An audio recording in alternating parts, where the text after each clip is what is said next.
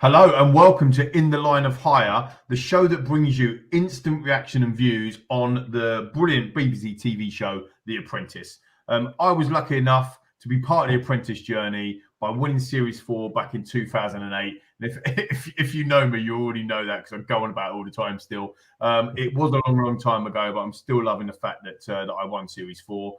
And over the next 12 weeks, or next 10 coming weeks now, we'll be running a series of shows looking back on the class of 2022 with some very special guests. One of them special guests actually is going to join us every week, and that is our resident expert on business psychology, our current COO of the assessment platform Phoenix 51, my business partner, Chris Wimshurst. Chris, how you getting on? I'm very well, thank you, Lee. Very well. I was eagerly anticipating this week's podcast. In my formative years, I actually worked within the drinks industry for Bacardi and Jack Daniels. So I have working knowledge of this, and I was really interested to see what kind of creative concepts the groups came up with. Absolutely, yes. I have some stories on Chris about his time at Bacardi, but that's probably for another show, to be fair. Chris is going to be sharing the analysis and the data on each of the different candidates using the platform Phoenix 51, and we'll be coming back over to Chris later on in the show. You can follow us on Twitter, on Instagram. We're going to be LinkedIn interactive with the live streams as well on YouTube, and also, of course, LinkedIn Live. You can download us as a podcast as well via Audio Boom. So if you want to get the fix of In the Line of Hire with all of this brilliant information on The Apprentice, you know where to go. Go and hit the socials. You'll go and find us. Now, look, I'm absolutely delighted this week to be joined by the 2011 winner of The Apprentice, the CEO of STYLIDEAS, inventor and business partner to Lord Sugar, Tom Pellereau. Tom, how are you? I'm good, thank you. Very nice to be on. Thank you for the introduction. Yeah, Series 7 winner, so following in your footsteps, I suppose. And I love the fact you say a privilege to have been on The Apprentice. But the result is a privilege, but being on it itself, I think it should go down as some kind of torture, really, in itself, rather than necessarily a privilege. Maybe you enjoyed it a little bit more than I did, but certainly I wouldn't. Would you do it again, Lee? I know Mark's very keen. Mark is very keen to be like, we get all the apprentices, but all the winners, and we do apprentices winners last to the death or something like that. Yeah, like the champions are champions or something like that. Well, we had it's funny actually. You referenced Mark. We had Mark on. He was absolutely brilliant last week. We had Mark on last week, and he is keen. You are absolutely right. And yeah, I would, Tom, to be honest, I would. I think probably because I won 3 seasons before you won, I'm probably still, my mind just thinks back of all the good stuff rather than just some of the bad stuff, the torture that we went through, especially in the interview process, which I'm sure the class of 2022 are gonna enjoy as well. Now, look, I'll be honest with you, listeners and viewers, Tom is an incredible individual to have on this week. He's invented famous brands such as Starfile, Style Pro, and most recently Style Smile as well. Current, as I said, business partner to Lord Sugar as well. Tom, how has it changed you? Because you mentioned Series 7, but you were also the first person to win the new format of the show, of course. Yeah. Up from Series 1 to Series 6, the format of the show was to go and essentially work for Lord Sugar. But ultimately for you, Tom, it was about investing in your own business. So how's your journey been? Tell us a little bit about that, Tom. Well, as you say, it's a very different one. So I'm based in St Albans. I think you were at Vigeland, weren't you? Just down the road from me in Radley. Is that where you worked? We were actually ended up being based in Brentwood in Essex. Then we moved to Loughton. But yeah, we did some work at Vigeland as well. Yeah. Yeah, so it's very different. It was a very good idea to change. The Apprentice originally, when it first came out with Tim, and then through to your series, was a revolution in its time. That concept of winning a job, 100,000 a year, that was absolutely incredible possibility. And I think it was right at Series 7, when I did it, that it needed a bit of a change. I think the world was much more interested in entrepreneurialism rather than getting a job. It's sort of getting a job for life is sort of what started careers a long time ago, and now it's very much you create your own business. That mentality is very much changed. I think success in people's mind now is probably not necessarily having a job, it's having a business which creates jobs. And Lord Sugar certainly gets a massive buzz out of helping small businesses start and then get going. And in terms of what it's been like, it's actually very similar to the Apprentice experience. Working with him as a business, because you're a small business, you're doing tasks the whole time, you're trying to design new products, get them into Sainsbury's, into Tesco's, doing the gross margins, importing the stuff, working things out. The major difference is obviously you're employing people, and so you have that sort of side of it and the contractual side of it. Things take a lot longer, but I'm very lucky. It's completely changed my life winning, as I'm sure, I think people think that, the cameras stop rolling and then it's just like the end of it and it kind of fizzles out. No, it's for someone like me who likes inventing things. I didn't understand that business side of it. I've had to learn that with him, having his mentorship, his guideship, the Mike Rays and all. I'm sure you remember half the people. John Dumont, Mike, Roger when he was here, he recently retired. Those guys are really, really helpful, right? In making things happen. So I was very fortunate. I don't think I would have won yours. I think Helen would have won it if it was about a job. Interestingly, I'm not sure I would have even made it in the final 5, to be honest. How I got through that. We were talking in the green room, weren't we? We were talking in the green room about kind of records and that sort of stuff. And we had the wonderful Karina on our first week, and her record was absolutely brilliant. I have to say it's very similar to my record, which I've just said was pretty much absolutely brilliant. But she was better than my record. But Mark actually lost quite a few tasks. I mean, I think he was in the boardroom quite a few times. How was your record, Tom, in terms of tasks to boardroom? Mine is still the worst lossing ratio. I think I lost 7, maybe, but definitely 5. And I was in what we used to call the pullback, which is when you're in the final 3. I think I wasn't actually in that many times, although as you get more towards the end, there aren't that many people to go back in, right? No, sure. So once you get to a certain stage, you're all back in, which is those were tricky. There was one I remember when I won my first task by £5.42. That was the winning margin, and if I hadn't won that task again, I would have been toast, because that I think would have been 6 losses in a row. And he might have had the finger out for a different reason. Exactly, because he was already accusing me of stalking him at that stage. Already. Yeah. Brilliant. I mean, £5.42. That is amazing. So you think about that £5.42. That is literally could have changed your life. And that's what we talk about in fine margins in elite sport, or we talk about that in business and so on. So it is fine margins, isn't it? You never know what can happen. You've got to take your opportunities. Now, talking of taking your opportunities, what do you make so far? I mean, we're 3 episodes in now. What do you make so far of the class of 2022, Tom? Like, who for you do you think I know since we were on it, I know you was on it after me, of course, but since we were on it, the production, the wardrobe and all that has changed so much. I mean, these people in Ultra HD look absolutely incredible compared to my dodgy suits back in the day. But what have you made of the class of 2022 so far? Have you watched any of your ones back? I know what I don't mind. I've got a proper ego, right? In case none of you ever noticed, right? But even I haven't watched my Apprentice ones back. Only once when we first came out and we first watched them. That's the only time I've seen them. To be fair, the TV's improved a lot. So in answer to your question, right? The first 3 weeks are very much a lottery. I think you can be the right place in the right time or the wrong place at the wrong time. I think in my week 3. Luckily, our task got extended by 15 minutes or half an hour, and I was determined not to give up. And I managed to use that half an hour to buy the tea on the sourcing task that we desperately needed. And if I hadn't managed to and I remember I got the TV crew to run across Covent Garden, and you know how much gear those boys are carrying. We ran from the Savoy across Covent Garden. It's a long old sprint to get this tea, to ensure that we had the tea. And if I hadn't got that tea, I probably would have been out. So it's a bit of a lottery. There are some people who are shining.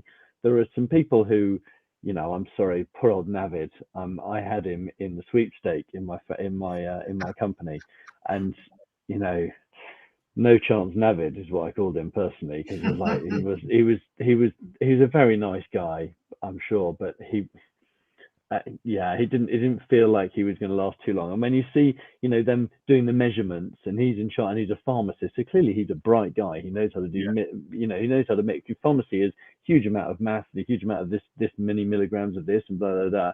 And he's sort of being a bit hopeless. It was a little bit disappointing, and the girls had to completely take over.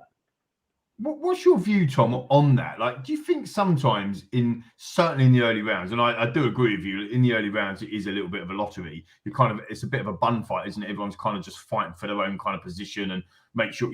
I had a plan. My plan was don't get fired in week one. Obviously, it sounds simple, right? But do not get fired in week one. Like, you can make sure that you don't. And then the rest of my plan was to contribute, to work really hard, to make sure that I was present in every single task, so that. And actually, that probably goes to, I was never in the final three of the boardroom, right? So that probably means that my teammates were like, yeah, he's done well, he's done okay, so I'm not bringing him back in.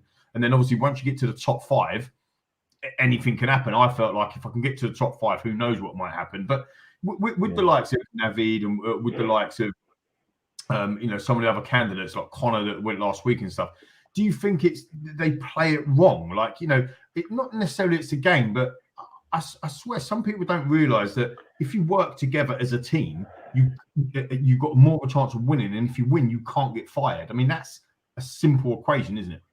Yeah, well, I'm sorry, Harry basically talked himself into the final three. He went into the boardroom and he was like, I didn't do bad stuff. Do you know what I mean? Like, he was putting his hand up. He was on the losing team and he's putting his hand up saying, trying to point out to Lord Sugar how he'd done good stuff, but he was on the losing team. So he then immediately he then alienated himself from everyone else in the team, who were then like finding things that Harry had done wrong. And also he brought Lord Sugar to his door, whereas someone like, actually, I think it was maybe Nick in the first week was like, we didn't do that well. It was rubbish. It's about, I'm sorry. Well, it's interesting actually, because you bring up Nick, and obviously Nick was project manager this week. So the non-alcoholic drink task, I thought it was quite an interesting task. It was very, very, I suppose popular now in terms of non-alcoholic drinks. And Lord Sugar made him project manager for this week, right? So he had no choice. And he was paired up against Sophie once they mixed the teams up. How do you think they got on as project managers or as team leaders this week, Tom? I think Nick had his style. I don't think it's what we were expecting of his style. He was quite forthright, wasn't he? He was, wasn't he? He wasn't having any of it. He was like, right, this is how it's going to be. It worked out for him. It would have gone if he hadn't won, it would have been very bad for him. I think he probably would have left, as it were, because he didn't listen to a word anyone else was saying. Yeah. I mean, out of interest, do you think that is his natural leadership style, or do you think that's something he put on?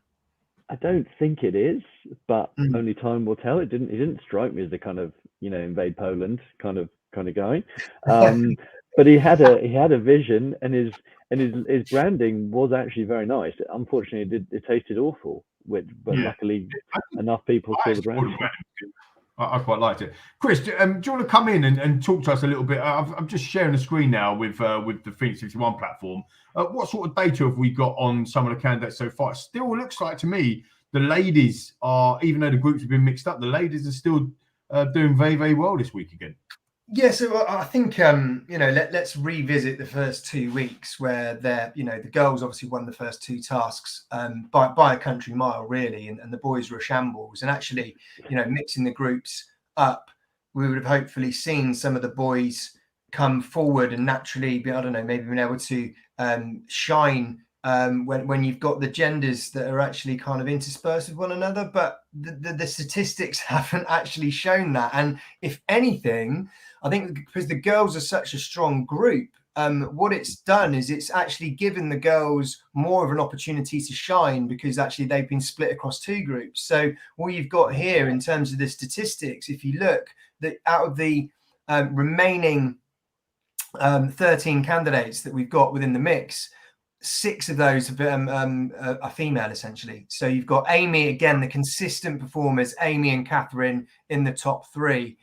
So Amy on 19 points, Catherine on 17. but actually out of those top 6, they're all girls. So I think that what it's really been interesting just to see is that actually rather than giving the boys a chance to shine, it's actually given more of the girls a chance to shine. And we've actually seen some performances from Brittany and Harpreet who we haven't really seen in the first 2 episodes. It's interesting. Tom, what do you think of that? I mean, do you agree broadly with the data that you're seeing there, in a sense of actually the people that are kind of at the top again in week 3 are, the girls essentially again? It's very difficult to tell. I feel that Amy's potentially due a fall. I think that Lord Sugar wanted her to be pulled back. Interesting. He doesn't often say, "Are you sure of your selection?" to the PM. Usually, as you know, Lee, he just wants to get on with it. Just get it done. Yeah. He pointed to her and said, "Are you sure?"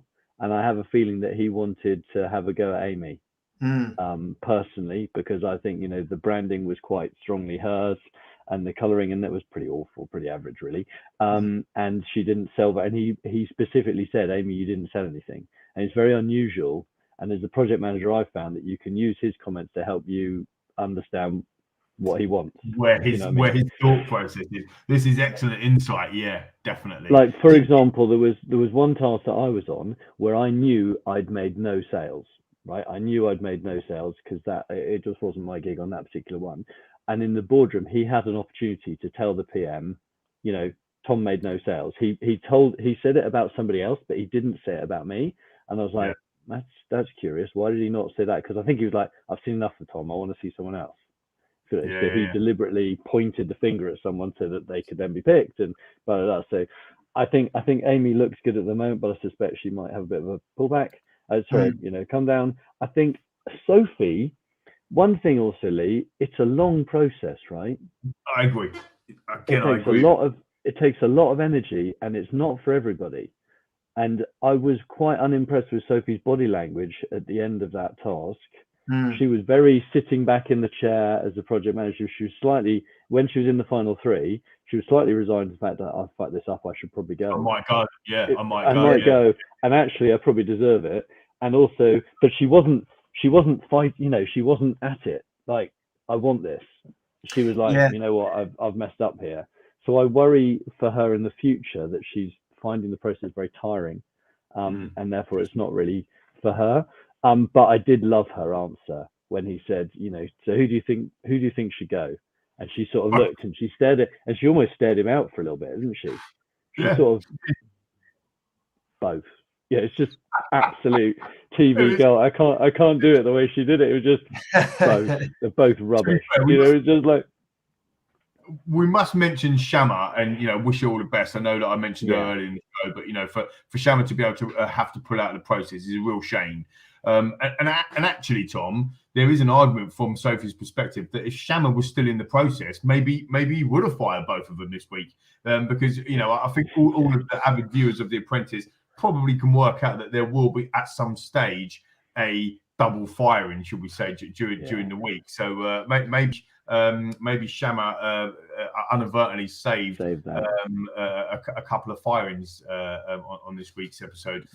What do we think about the boys? I mean, let's talk about Nick quickly, because he was, as we said, he was appointed project manager by Lord Sugar. He had to step up. To be fair to him, he did. He stepped up, and management style, as you touched upon earlier, was very direct, very.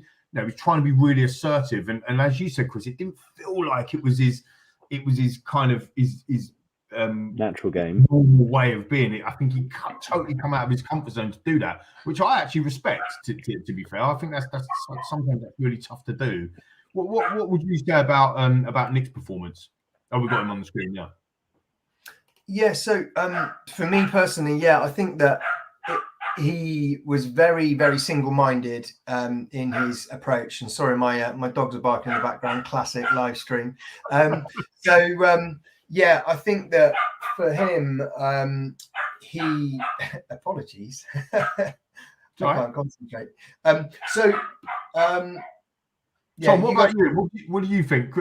Just while Chris is doing that, Tom, what do you think about Nick? Yeah, it wasn't his natural. It wasn't even seemed to be his natural style. It's exactly what was kind of needed I think in that situation, he had to get on with it. The branding was good. The taste of the liquid, unfortunately, was awful, but he couldn't be in two places in one time. I think the task does highlight the trickiness with The Apprentice in the fact that you're designing your branding and actually making the product simultaneously, which is not something you would ever do in real life, right? Well, again, I mean, you do this, right? You invent stuff and you make products and you have to sell them in your world. Like how difficult actually is that? You know, for some of the viewers that think, oh, he's rubbish or she's rubbish, or it is really hard, isn't it, to kind of get all of this together in the space of what, a good few hours based on hardly any sleep.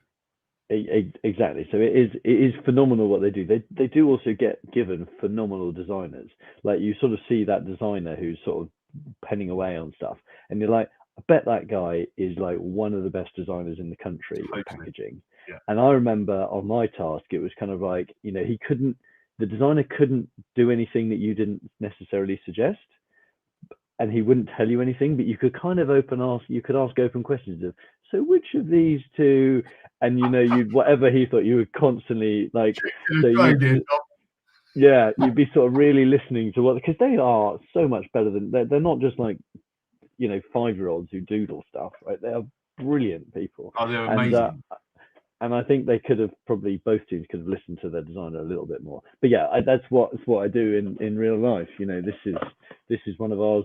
I think we've sold well over 1 million of these now. This is the Style Pro makeup brush cleaner. I don't know if the blur takes that off. Yes, Style Pro makeup brush cleaner is absolutely outstanding. I have to say to you, viewers and listeners, seriously, if you apply makeup, male or female, don't matter where you are, if you use makeup for whatever, generally, this is a revelation. Like we've got the Style Pro in our house. You know, I've got 3 daughters. I've also got my wife. I also tend a bit of makeup myself as well. No problem. This thing is a revelation. The revolutions, the way it spins, this dries within 10 seconds, right, Tom? Like, I'm not being an advert for your product, but it's true, right? This thing not only washes your brushes, but it dries it within 10 seconds, and you can go again. It is literally, I've never seen anything like it.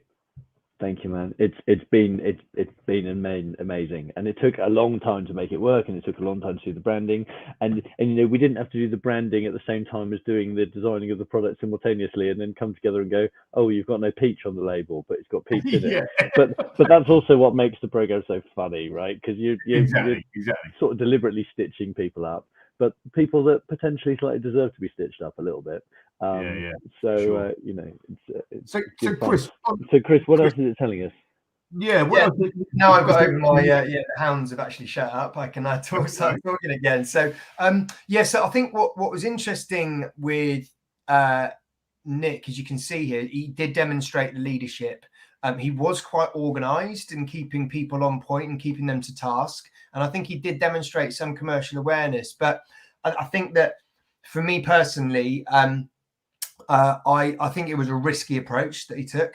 A vodka lime and soda as a drink is fairly simple and fairly bland, and you're almost kind of limiting your audience, I think, as well there. So you know, I think that it did work in the end, but did it work because of how poor the beer tasted, essentially, that was created? Almost like the best of a bad bunch, I think the phrase is.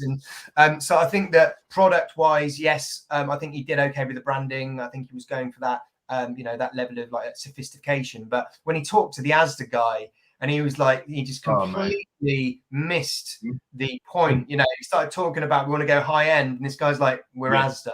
And I just think this is the second time he's done that, when he's been pitching to a customer in the series and he's made a faux pas. Isn't it? Like, for me, it's some of that commercial awareness and people skills that I think he potentially lacks. So I think he's got some strengths, and I think he actually was his best week out of the 3. But I think there's some fundamental flaws there that I'd be interested to see if he's going to put his foot in his mouth again. In the coming weeks and get found out. I have to say, guys, viewers and listeners as well, like, I did actually quite like the name Vodify, regardless of what the drink turned out like. I actually thought the name was actually really good. I can't remember who came up with that. Maybe that was Nick. I'm not sure. But Vodify, for basically the drink that they were looking at, is like modifying vodka. I thought that was quite clever. I thought that was quite good. Smart. I remember in task 9 we had to invent a new box of tissues. in our series back in the day, and I never forget it because we were doing brainstorming and all sorts of stuff was coming out in the brainstorm, and I ended up saying a tissue, and people were like, what? And I was like, you know, when you sneeze and you go a tissue, you're actually asking for one, and that's what we called it. We called it a tissue. Amazing. That's cool. I do love them tasks, but it's really interesting. What I think people at home don't necessarily realize is they actually do trademark searches there and then to see if anyone's got that, and if someone has, you get, so some of the best names you come up with, they're like, no, you can't have that, you can't have that, you can't, and someone's checking them in real time. So often the names are like, I remember one task we came up with like 20 names, like no, can't, no, and you're like, oh, for God's sake, please. And it's the other thing as well, you know, kind of some of them behind the scenes stuff as well, is that again, technology's moved on miles since I won in 2008, but you couldn't use internet for certain stuff. I mean, this was back in we had Chryslers, right? So we're back in the Chrysler, in the back of a Chrysler with a yellow page or whatever, trying to find things. Again, it's really difficult to do that, you know, when you're under time pressure, and then you've got people saying to you, right, you've got to hurry up. I mean, you referenced, you know, the tea, running across London to get the tea. Task 7 for us, it was the first time I project managed. We went to Morocco, and it was the south, like finding the items task. And we had to find a juicer machine. I mean, this is honestly, if there's a clip on the internet, please go and find it, everyone, because it's hilarious.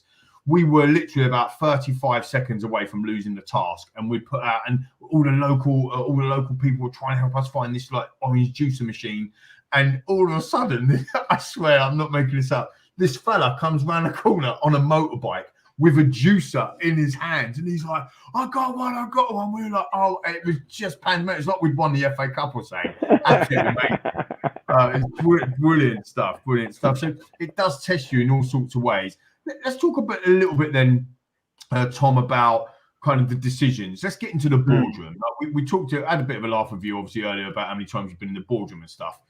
What's it like in the boardroom, and do you think that they played it right? I know we talked about, you know, Sophie saying actually you just fire both of them, but do you think the result was right this week for Navid to go? I know you've lost your sweepstake, but what do you think about the boardroom performance? I think Navid was right to go this week. I think he was going to kind of go in the first 5 weeks. Was my feeling. I don't know who would have gone if the other team had lost, because I think it's actually pretty close. It was I think it was probably one customer that made the difference.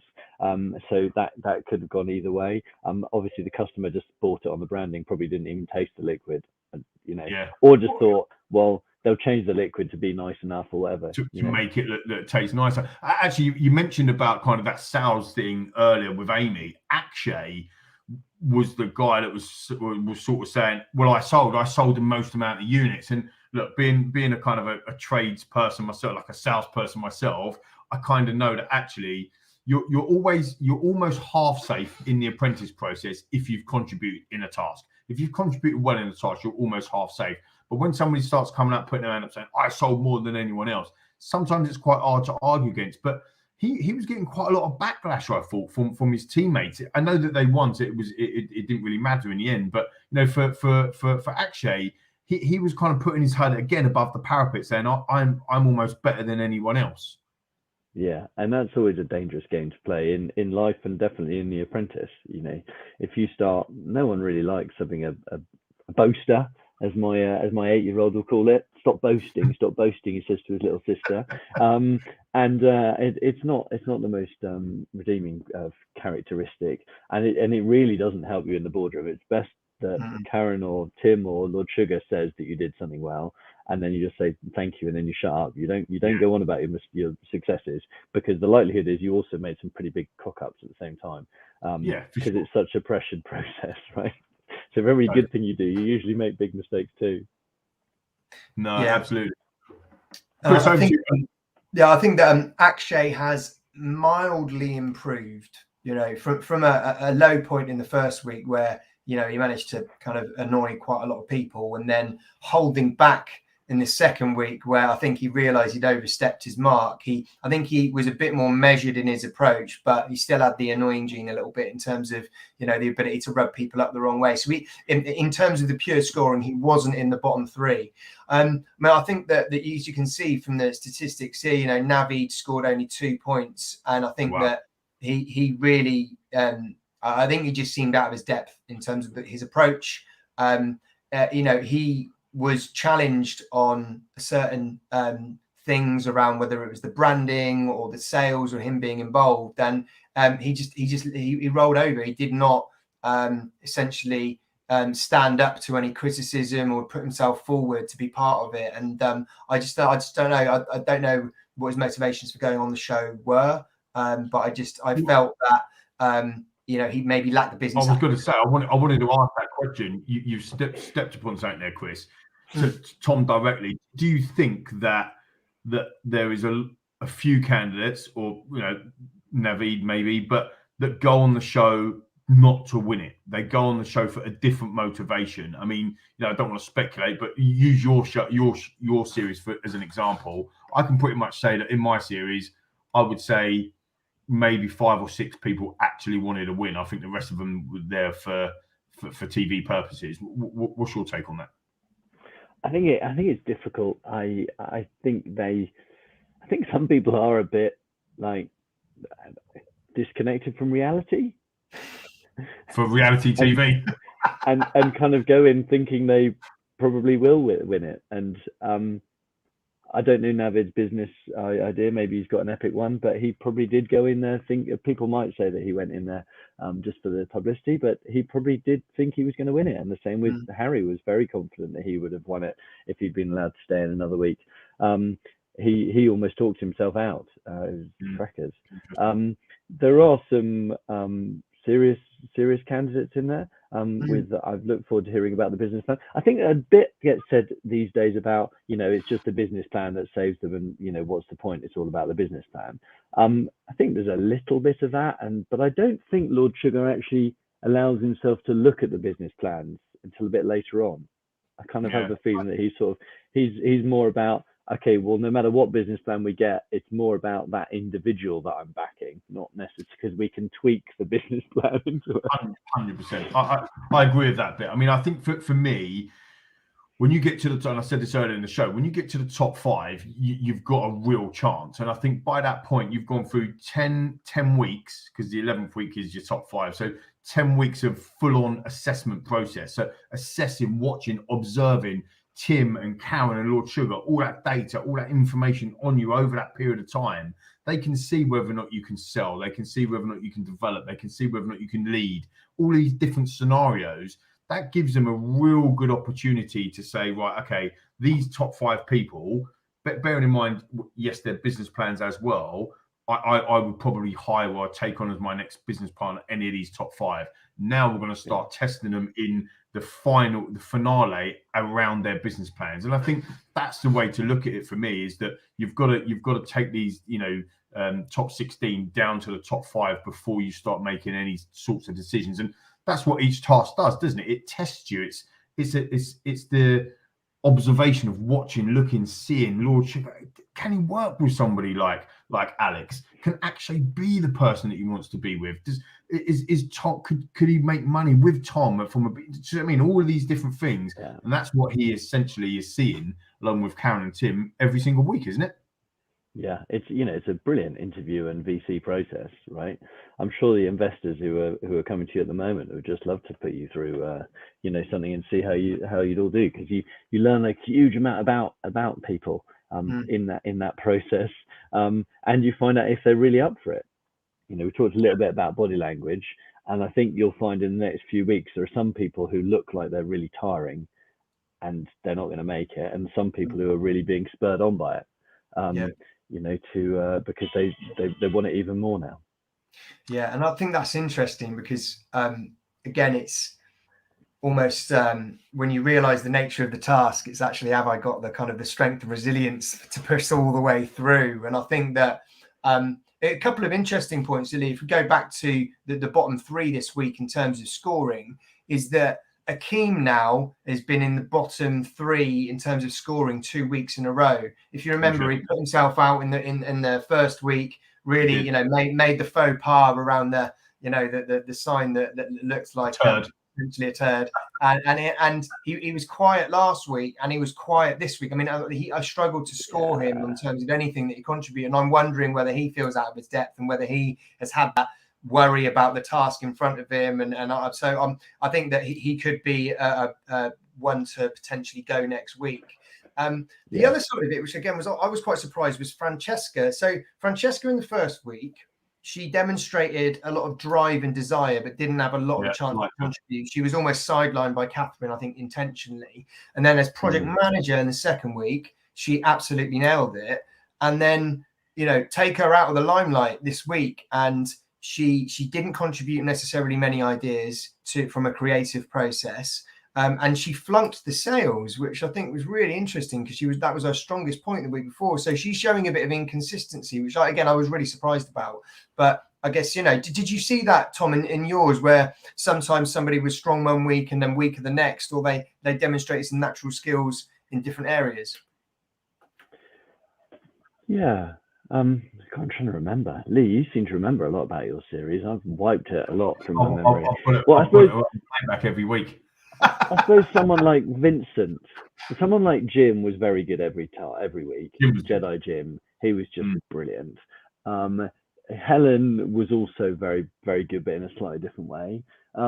Someone like Vincent, I suppose he could be very good and then non-existent the following week. He was the only one who had kids. And I think he really struggled with that. And I would really struggle now, being away from my kids for 10 weeks. That would really bug me, I think. Whereas I was single at the time and, you know, had nowhere better to be, quite frankly. Ironically, the Apprentice house was only about a mile away from where I lived as well. Oh, really? You could go home? Yeah, on the first night I very nearly did, because I was like, God, this bed's uncomfortable. Can I just go home? You know, because they have so many. You must remember, Lee, because they have so many beds, right, in week one. They're going to lose a person in 3 days' time, so it's not like they really splash out on the pillows and the beds. So yeah, basically. So we will see, but it is quite up and down. But it's that consistency, and hopefully that consistency of building. Like, I don't think many people even saw me for the first few weeks. I was probably a bit quiet. I do think that has something to do with it as well. You know, we're watching it as live as the viewers are watching it as well, the show. So actually, you know, we've only got the power of the edit to make the decisions. Whereas actually, of course, Lord Sugar, Tim, and Karen have got they actually see everything that happens in real time. So I think that has something to do with it. Maybe with Francesca, I'd maybe put that down to, you know, she's had a couple of decent weeks. She's had maybe a quieter week. Maybe she'll come to fruition again in the next couple. Like you said, Tom, and I think it was perfect synopsis. You know, it isn't a short-term thing. It isn't a sprint. It is a bit of a marathon. This whole process. So don't peak too early. You know, get yourself involved, put yourself in there, and then maybe just step back a bit and then see how things are going, and then put yourself again. Just come back to my experience. I didn't project manage until week 7. You know, I end up managing 3 times and winning 3 times as project manager, but I didn't manage until week 7. So maybe you could say that I was in the background a bit. I don't know how I could be in the background, but maybe I was. So Tom, what do you think? Do you think Lord Sugar got it right this week? I know that you had Navid in the sweepstake, but do you think Lord Sugar got it right this week, firing Navid? Yeah, I don't know if he necessarily got it right this way. I don't think it's necessarily who's the worst on this task of that, but I don't think Navid was going to be in the final 5, and I think this week was his week to go. I think Akash, I'd like to see a bit more of him. Yeah. As you say, he's learned some things, which is very good. But if he's in the final 3 in the next week or the week after, he's gone. You know, you can't be in it 4 times in a row, because there's always a sort of no smoke without fire kind of thing. Lord Jim will say that as well, won't he? He'll know that, and he's clever in a sense that there's something going on there if you're consistently being in the bottom 3 all of the time. Yeah. I think Akeem, if he's on the losing team next time, he could be in trouble. I think Nick this week, if Nick's team had lost, he might have been in trouble. Yeah. I think he would have been probably because of Chris, what you said right at the beginning. He was very bold in his decisions. Like, you know, his interpersonal skills weren't great. He knew that he had to do something, and he just went on and done it. And if that had a backfire, the buyer, Asda's enormous, right? You totally pitch wrong to Asda. You have no empathy for the Asda consumer. You know, even if you're telling Waitrose 1 minute it's a pure high-end brand, blah, blah, blah. You've got to change your pitch for Asda, otherwise you're toast. And that's really bad sales. What about who's catching your eye? You mentioned a couple right at the beginning. Maybe a Francesca, the Chris that you mentioned. Maybe she's dropped off a little bit this week. But who are you kind of thinking there's a one or two to watch here, Tom? Who would your recommendation be to get into the top 5 at this stage? Well, Catherine's doing well. I'm seeing her a lot in the press though, in the actual press media at the moment, which sort of suggests that, and this is a bit of sort of I don't know if I should say this, but sort of suggests that she's probably not into the final 3, because if she was, she'd be managed a bit better by the PR. And so it looks like she's just trying to get as much publicity as she can during the process because she doesn't win it. But I think she is doing pretty well. I'd like to see more of Aaron. He seems like he's got a good head on his shoulders. He's calm, he's concise, but I haven't necessarily seen him shine that much. He just doesn't. Do you know what I mean? He seems like a good guy. Alex interests me. I don't know I don't know. I haven't seen enough of him. We talked about this last week, didn't we, Chris, with Mark? Alex seems to be kind of very quiet so far in comparison to some of the other candidates, but again, maybe that's because we kind of understand how that's going to go in the next, week 4, 5, or 6 or whatever.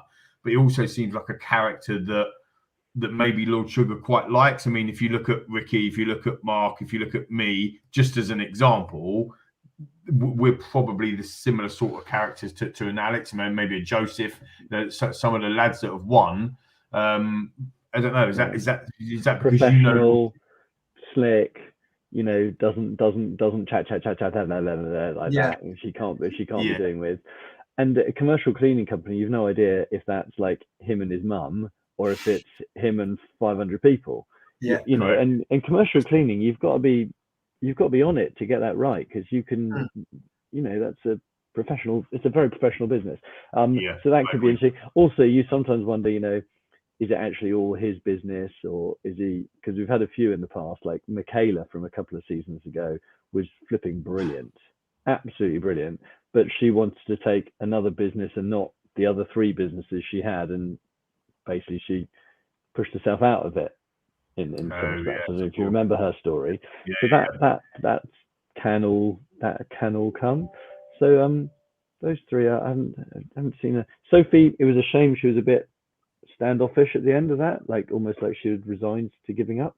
But it's interesting you said that, Tom, because you've earmarked Sophie as maybe has she got the the stamina for this process? Because again, for the viewers and listeners, it is difficult. Like it's nothing like normal work. It is really, really hard. That phone call, again, back me up here, Tom, if you will. That phone call's real. Like, I know a lot of people think that phone call's fake, and that that there's a task next day. You have no idea. You don't know if you're going to have a day off. You don't know. That phone call rings and you go, they got half an hour, and you're thinking, how am I going to do this barnet in half an hour? It's just not going to happen. But it's true, isn't it? Like that. That is put on you. And it's 4:30. They're not messing about. That is 4:30. There was one night I pretty much slept in my clothes, because I was like, I've got a feeling they're coming in early tomorrow. And they came in through the hedge. They came over the back wall and they broke in, and they were livid that I was already dressed. I'm like, how are you already dressed? I was like, well, I just had this feeling that you were going to be in early tomorrow. I think someone with the camera crew had sort of inadvertently mentioned something, but you've just got to be ready at any time, haven't you? Yeah, I remember. We finished the laundry task. It was task 2. We finished the laundry task at about 2:30 in the morning. Wow. And some people that work 12-hour shifts, 14-hour shifts, whatever, they're thinking, oh, whatever, and that's fine. Like, I get it. But then when we got back, you know what it's like. You have to do the filming of what happened on the task. So we're sitting in the house doing the post filming of task at 2:30 in the morning, and that is how it works. So very, very tiring. And then boom, the phone rings at like 5:30, 6 o'clock in the morning. You go again, and you do that relentlessly all the time for 6 weeks, 7 weeks, and all of a sudden you're thinking, I'm not sure I can do this. And that's why some of the the personalities and makeup of the characters of who we've got this year is going to determine if they go on to win it or not. Let's have a prediction, Tom. Who do you think at this stage will win this year's Apprentice? Oh, I don't know enough. I couldn't say. Final 5 is a bit more easy. It's like also I haven't seen enough of Harpreet. Like she was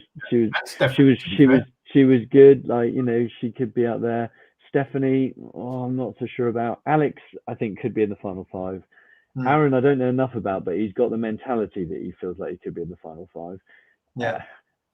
Cachet feels like too much of a long shot now. He's been in the final 3 too many times, like, you know, and so, and with Catherine, and then I don't think Amy, but I don't know about Brittany, Francesca, Harpreet. I don't know which one of those, 1 or 2. Sophie. Feels like more females than males, though, doesn't it, Tom and Chris, to be fair? It does. Although in my series, we got down to 2 males quite quickly, and then we stayed till the end. It was quite good. Jim and I, it was excellent because we could then share a room. We knew we'd never be on the same team again because they couldn't have the 2 guys on the one team, so we could actually be mates. And that was quite nice. And then gradually all the girls sort of went around us, as it were. Oh, it's a brilliant show. It's a brilliant show. It's fantastic reminiscing as well, to be fair. Yeah. Well, look, I mean, it's been, I can't pressure, I can't get a prediction on your winner out, but your top 5 is there for everyone to see. It's been an absolute ball having you on this week. Would love you to come back on later on in the series if you're up for it, Tom. What I'm hoping to do in either the finale, in the final, or in the interview task, is to have a few of the previous winners on at the same time. So if your diary will allow us, I'd like to get you back on. It'd be absolutely fantastic. Just tell us a little bit about you, where people can find you, how they can follow you. You're on LinkedIn, aren't you? On Twitter. Brilliant following on Twitter and on Instagram, that sort of stuff. Thank you. Yeah. On Twitter, I'm at Inventor_Tom. On Instagram, it's at StylePro_UK. StylePro with no e's. StylePro. Where is it? There we go. The blur will come off. _UK. One thing I've got to do some info. How do I turn the blur off on this thing? Camera virtual background none. Right. Promo. Have you heard about this? Oh, okay. This is Lord Sugar. The pen, right? Yes. This is the pen. Bless him, Lord Sugar. He found this supplier, so he's got the. So I've helped him out with all the legal stuff, and it's our warehouse and website that's processing this. So all £10 that you buy for this on sugarpens.com, all £10 is going to Great Ormond Street charity. Amazing! It's a pen at one end, and it's a pointing. So for any and he was on the One Show a few weeks ago, and we suddenly sold thousands in an evening. Unbelievable. We actually went out of stock, and he was really angry with me because I clicked the button, which meant we stopped selling when we went out of stock. He was like, well, so it's a great little apprentice gift. So we've been helping out with that, and then all the other beauty stuff. Recently, 4-in-1 steamer, aromatherapy, all that kind of stuff. All StylePro, all available on our website, on Amazon, on ASOS, Argos. I'm very lucky to, but I think it's really important for me to say on this that it's not just me anymore. Right, my company, as you mentioned, with Chris, there's a team now of 12 of us. Salespeople, marketing people, supply chain people. I head it. My head has to sort of sign off on certain things, but I'm lucky enough to have been able to build a business with Lord Sugar's help and money that now employs amazing people. And so we work together. So I'm more involved in the product side, but it's a team sport these days. It's not The Apprentice. It's not just me trying to fight against everyone else. Everyone around, Tom, it's been an absolute pleasure to have you on. Thank you so much for taking the time. So there you have it. The search, as we know now, it is well and truly on. 3 episodes down. Unfortunately, we lost Shama as well this week. So we're actually 4 candidates down. We'll be back next week. Actually, this week live. We're coming to you live on Friday morning at 8:30. Get that scheduled in with the brilliant Alana Spencer, another previous winner of the show, to review Task 4, which is essentially the fishing task. Now, I know a little bit about fishing in The Apprentice. I've had my own experience with fish, having to sell them on a market stall in the very first episode back in 2008. Don't forget to subscribe, like, and share. See you next time on In the Line of Hire. Thanks for watching.